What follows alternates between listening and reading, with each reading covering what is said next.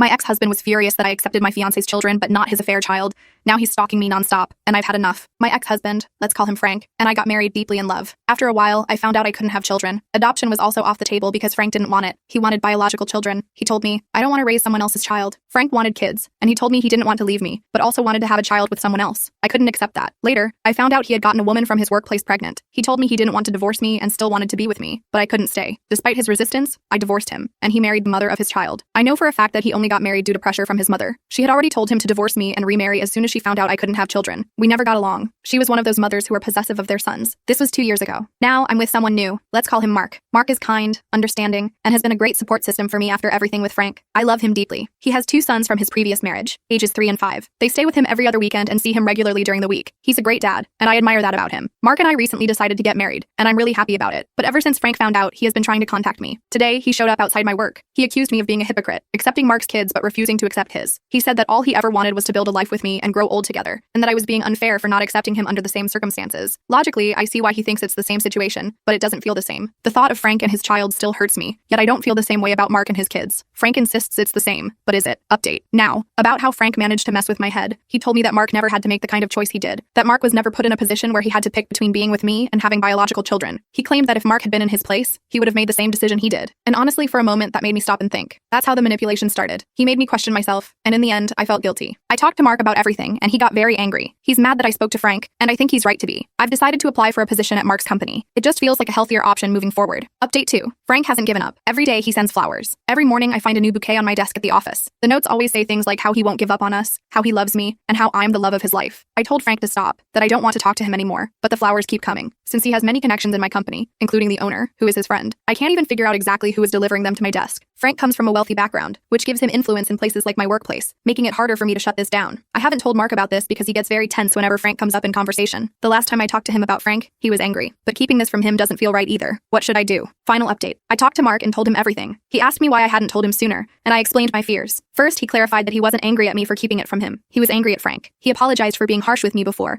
and admitted that a big part of his reaction was jealousy. However, he also said that, even though Frank's obsession isn't my fault, it could still cause serious problems in our lives. He doesn't know how far Frank is willing to take this, and while he loves me, he doesn't want to put his children in a situation like this. We decided to call off the wedding. I can't believe my relationship, which was going so well, has ended because of Frank. I feel so angry and heartbroken. In the heat of the moment, I messaged Frank's wife and told her everything. She saw the message but didn't reply. Then, Frank emailed me, saying he doesn't care whether his wife stays or leaves because if I take him back, he'll divorce her anyway. The email is still open in front of me, and I can't even process it. Why am I always the one who gets hurt? My whole life, I've tried to be kind, to see things from others' perspectives, to focus on the good in people. I don't believe I deserve this. More than anything, I'm furious that after everything Frank has put me through, he still gets to move on without a care in the world.